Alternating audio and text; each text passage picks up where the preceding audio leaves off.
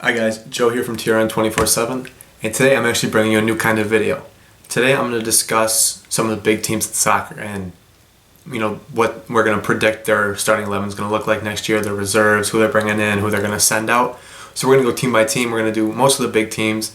If you guys want me to do any teams that I don't do, leave a comment, let me know. I'd be happy to do them.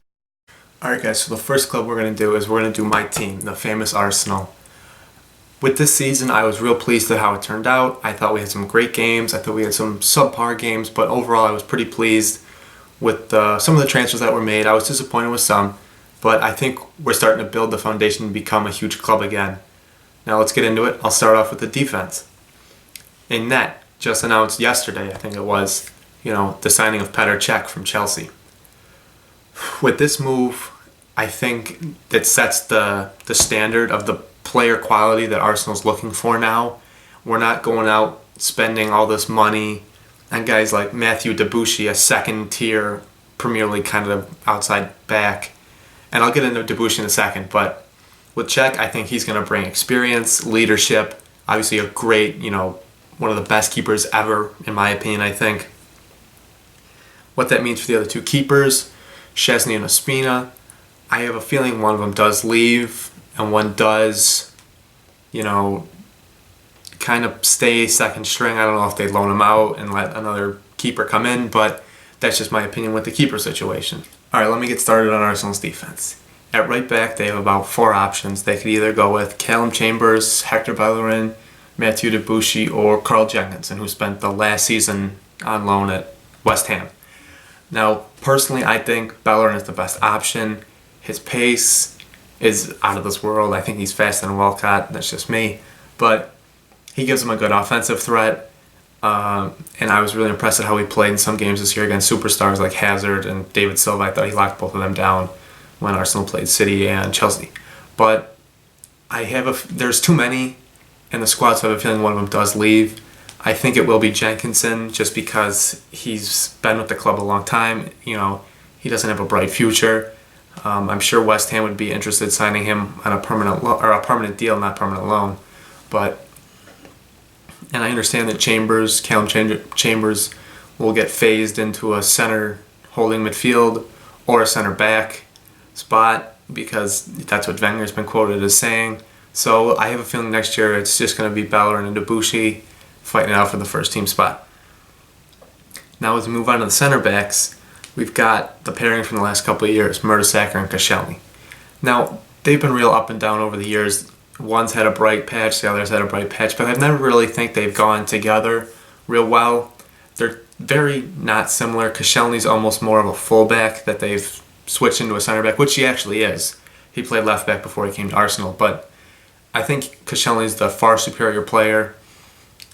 He's a better athlete, defender, all around mentally, I think he's smarter.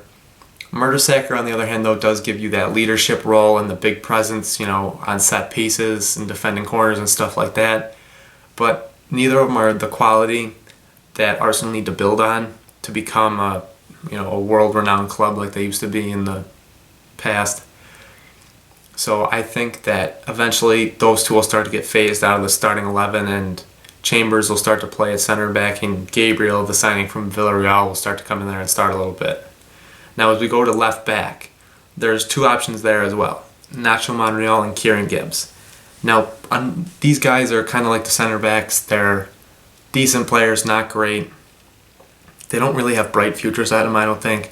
I think Kieran Gibbs has really kind of hit his peak, as you will, and I don't think he's going to develop anymore. Nacho Monreal's older. He's not real quick. He doesn't give Arsenal the width that they look for with their fullbacks. So I think Gibbs does get the starting job, and Monreal will probably just stay in the bench. If I was Arsene Wenger, though, I think that would be one of the first positions I'd address over the summer. Monaco has a left back. His name is Layvin Kurzawa, who I think would be an outstanding signing for Arsenal. He would come in, go right in the starting 11, be a world-class player. He's French, so, Wenger's got the French connection. So I think that would be a great signing for Arsenal. I don't think he's too much. I checked on transfermarket.com the other day. That's a great website too if you're looking at player value and stuff. I think it's really cool. But I do think Gibbs gets the starting role next year. If you guys have a different opinion, different thing you do with Arsenal's back four, let me know down in the comments. Alright, now we'll move on to the midfield. Now, we'll start with the two holding spots. This season when Arsenal hit their high point, I thought they were in the best form that I've seen them play in a long, long time, was when they had Cazorla and Francis Coquelin at the two holding midfield spots. With Cazorla playing in one of them, he gives you the option of, over the top through balls, stuff along that nature, good passing. He can get after people defensively too. He can help build up the attacks, get it to one of the front four guys. I think he's perfect for that spot. He's more of a Xavi from Barcelona than more of a holding spot, if you know what I mean. Now, with Coquelin, though, that's a huge talking point for me. Coquelin, came back from loan at Charlton. Came back on loan from Charlton this season, because we were so shorthanded at holding midfield. And he played amazing. He did everything that we could have asked for him. He went on every tackle, every foul, every ball he won. But is he the player that we need to get to the next level? He really doesn't offer anything offensively. He does have good leadership skills, which I think is a huge deal in football that doesn't get talked about enough, as being a leader. And there was a video of him yelling at the back four, yelling at Mertesacker and Koscielny.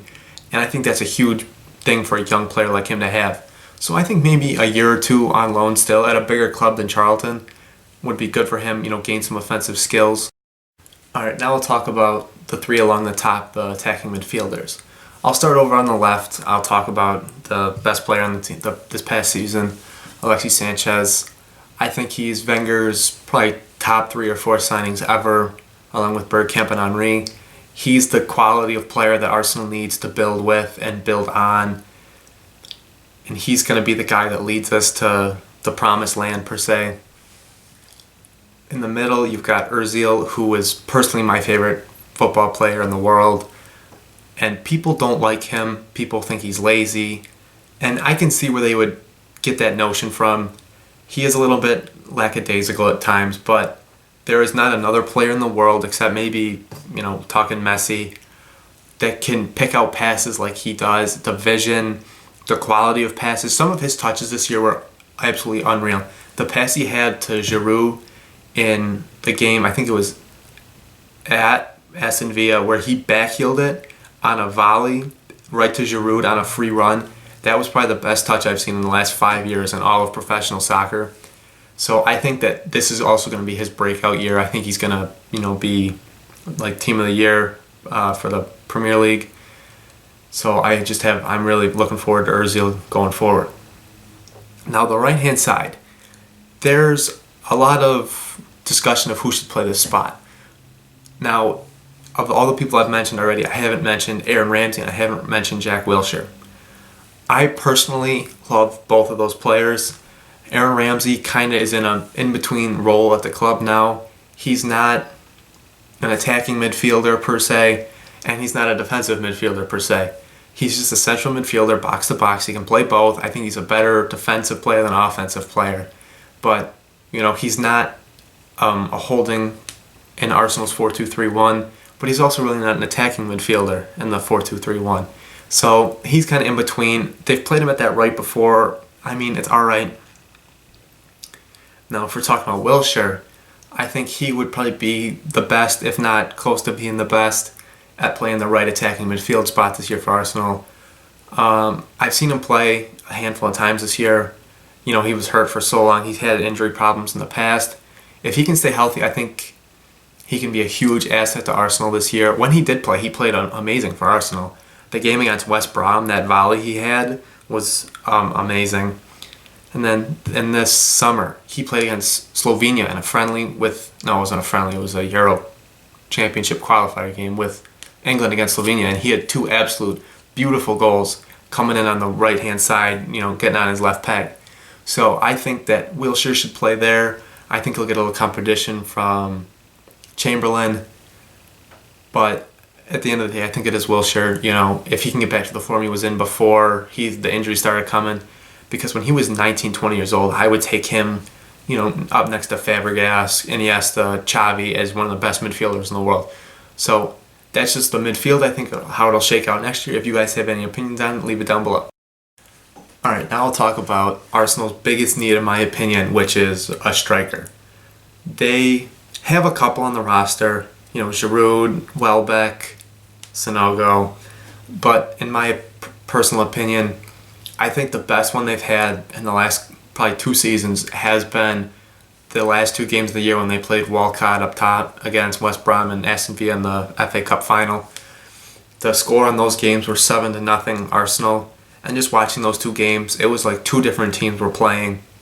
Walcott has the pace to get on the end of the runs of the balls that are played to him, from Sanchez, Ozil, Wilshere, Cazorla, whoever. But, Giroud doesn't have that pace.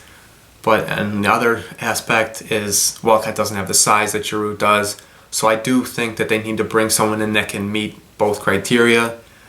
Edison Cavani's been linked a lot. I think personally that Karim Benzema from Real Madrid would be the best signing personally.